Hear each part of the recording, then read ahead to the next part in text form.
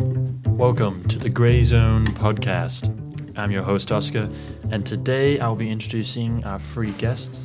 Tiago, lover of Denmark, Portugal, and the UK, avid Bournemouth FC fan. Mo, from Canada, loves not only I'm also multicultural Canadian, interested in the world and loves her seafaring adventures. And Elliot, a very learned person in the international side of politics and loves a good Belgian beer. Today we're going to be asking about the grey zone, and I was looking at the definition for this term, and Oxford gave it's an ill-defined situation or area of activity not readily conforming to a category or set of rules. An example of this, grey areas in the legislation have still to be clarified. What do you guys think of a grey zone, Tiago? Well, I mean, it's quite a debatable thing, I think, because a lot of people can have a lot of different opinions about whether they think it should be like this, but also it's a cultural thing as well, because I feel like if I understand this correctly, which maybe I do, maybe I don't, it is some countries have different rules behind this and cultures in general, but maybe you can elaborate a bit more so I can maybe give a better answer. Yeah, of course. No, I think we're only asking about that's the thing. It's a grey area. What are we looking? Every country has its own perspective. What is black? What is white? Elliot, what do you think? Do you think our understanding of what a grey zone is universal in every country? No, because I think, like Tiago said, I think like they're different. You have to look also at the cultures of the people and where they come from. So I don't think it's universal for everyone. That's my opinion. And Mo? I think that everything kind of happens in the gray zones. Like, nothing is as black and white as people want to believe that it is, and everything kind of falls into, like, the gray zone, because if I think that it's black, you could think that it's white. And it's just different on perspective and, like, opinion and what we believe in. So I think everything kind of falls into the gray zone. And also in what people just live in their life. Like, I can have, like, horrible things happen in my life, and something happens, and for me that's, like, the gray zone. But for someone it's, like, really the black zone, because they have, like, a fine life at the moment, and so something happened, and for them it's, like, really black, and for us it's, like, normal. If we are going to debate this stuff at any point, I do think it's good to bring up like a specific question, but if you are going to debate it, you need to understand both sides of the story. Like, why do people think it's black on the black end? Why do people say it's on the white end, etc., so that you can actually have a valid argument for why you think this opinion is correct, etc. So what do you guys think about recently in the European elections? Germany was the first country to allow 16-year-olds to vote on a major election level. Do you think that's a good thing? Do you think it's a bad thing? Or do you think it's a grey area? There are some parts where I would say it's in the black area, some parts I would say it's in the white area.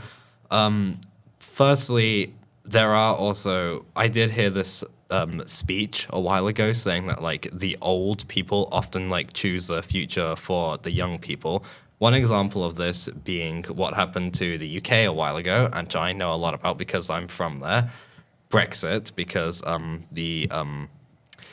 lot of younger people never vote there, which maybe the younger people would have a stronger opinion, but the older people then like gave the younger people the downside for like what Brexit has to offer essentially.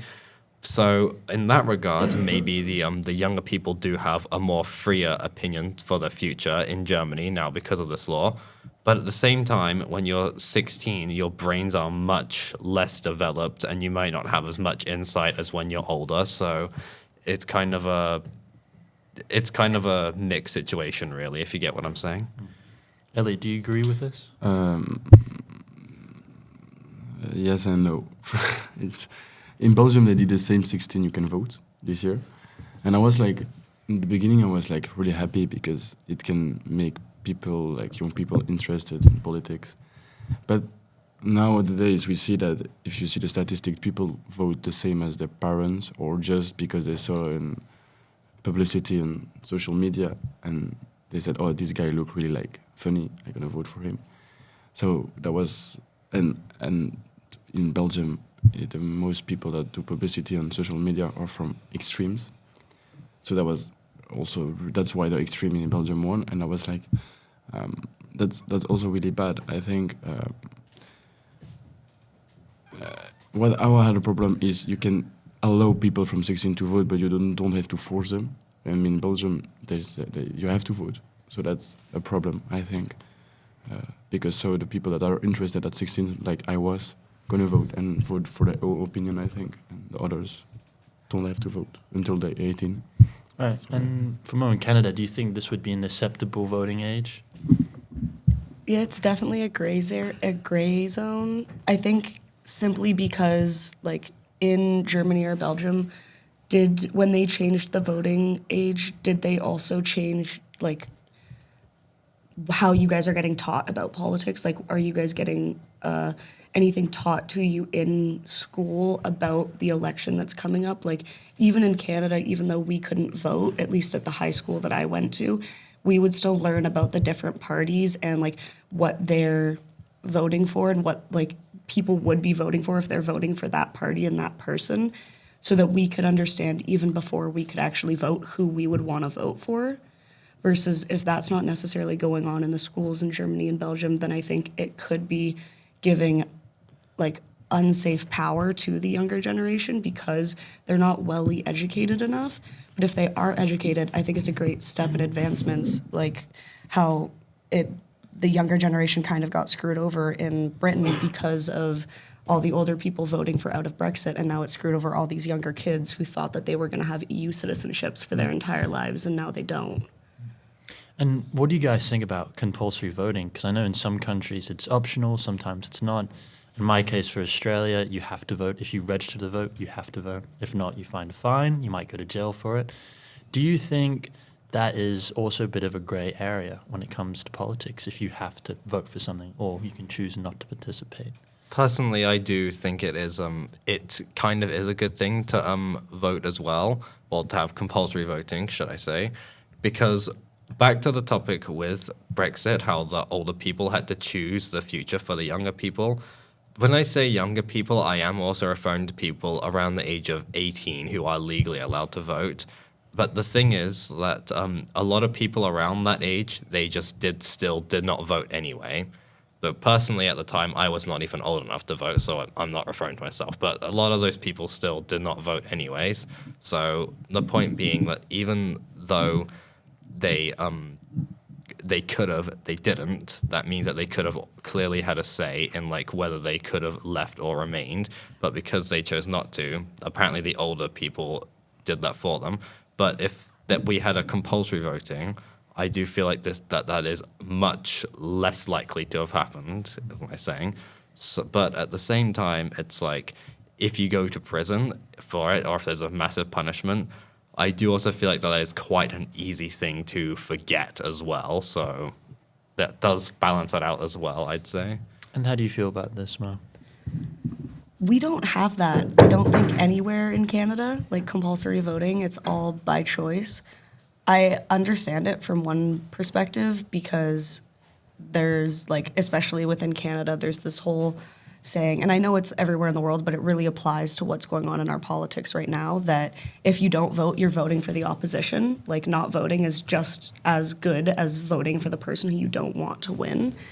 And I do agree with that, but at the same time, I think that it is within your right to not want to have to do with, like, some people, especially where I live in Canada, where so much of our country is rural, it is completely away from the politics, the society, and everything. There are people who live in those areas who want to be completely off-grid. And when you're trying to be off-grid, the last thing that you want to do is vote for who's going to be our prime minister and who's going to run our country. But voting is important. Like, we've seen how important it is when people don't vote. Like, what's happened in the UK and things that have happened in America recently where people think that there's no point of voting because the person that they don't want to win is going to win anyway. And then obviously that's true because everyone's going to vote who wants that person to win, but people who don't want that person to win think it's kind of pointless. Like, we won't have more votes than them anyway. And I don't think people realize how close the margins would have been had everyone had actually voted. And Elliot, do you think this is something Belgium also faces in a similar way? With, as you said, mentioned before, far-right politics, extreme views online, and especially with now a much younger demographic voting in politics? Yeah, in Belgium we have to vote, but we can vote white. Like, it means like we vote for nothing, but we have to go to the centrum where we vote. That's like, I think, good, because people have to go there. So people say, okay, if I have to go there, I'm gonna interest me in politics maybe a little bit. Ideally, for me, everyone has to vote and not white, because I think if you're not voting, the extreme is gonna vote. That's, I think, that they're really like in voting. So for me, you have to vote, and like a guy from IPC said, like, if you don't vote, you cannot complain. And I think that's why I a little bit agree with this. And the fact that if you don't vote, you did not efforts to change something. They cannot complain after about saying, yeah, but I don't like this one, or I don't like this one. Does that apply to also voting white? Like, you can't complain if you vote white because white is essentially not voting for any party. It's just so you don't get fined. That's how I'm understanding you saying voting for white. At least correct me if I'm wrong. No, like, I don't like people voting for white, one thing, but I think it's better to go there and to vote for white, because I think maybe if you said, okay, I'm interested in politics, but really nobody interests me, then you vote white. But I think there's never one candidate that 100% fix you. Never. You just vote for the guy or the woman that's the close to your ideas. It's impossible to be 100% agree with the politics. And coming back to our grey area, when coming to IPC, have you discovered anything that is actually, I believed in something that was black, and this person believed it was white? If you've had such an experience, do you care to explain it or tell us? I don't really think I've had an experience like that, but maybe if I did, I don't even think I would know if it's just like a personal thing or a cultural thing, to be honest. It's, yeah, but I don't know. I generally don't know that one. How about you, Mo? I think that this is quite niche, but I've recently really, really realized that Europeans see North America, like Canada and the States, like the United States of America, as just like gray, like they're the same. And they will call us both just Americans. They will say that we sound the same and all of these things, and say that we live in like the same country. And that's very black and white to me. Like, as Canada a European, I can say and that I do not agree with that. that agree with what? That Canada and the US are the same. So you like how I think about it, they're black and white. Like, they're very separate. Yes, they share a border, but they're not the same country whatsoever. Yeah, I agree with that. Yeah, it's weird coming to Europe and seeing so many, like, I constantly gets mislabeled as an American, even though everyone at this point knows I'm a Canadian, and I've never lived in America my entire life, and I've gotten a lot of the stereotypes as well with being an American, but I'm a Canadian. I've always been a Canadian, and I don't know, I think Europeans have a very just misjudged situation of like who Canadians are and what like Canadian culture actually is. You don't think it's the same for Americans to see how European are? Like, You just called me you're American. No, but like, no. You just No. proved my point. No. I said like Americans, I would say continent American. But this is the thing. The only people in North America that are called Americans are the people that live inside the country, the United States of America. Everyone else in North America are not called Americans, yet you label all of us as Americans. You're in the continent America, so it's not It's- full to say Americans. I mean, by that logic, the South Americans are also Americans. Yes? Yeah. So you mean he's not wrong technically, but the actual proper term is people from the US. I But- do agree with Mo. just As, one as thing. much as we love to talk about geography, I think we should also bring up the next question, also about youth as well. It's very important. There's a lot of questions going on right now that in some countries it's acceptable to be married off at certain ages, like around 16, maybe even 15 years old.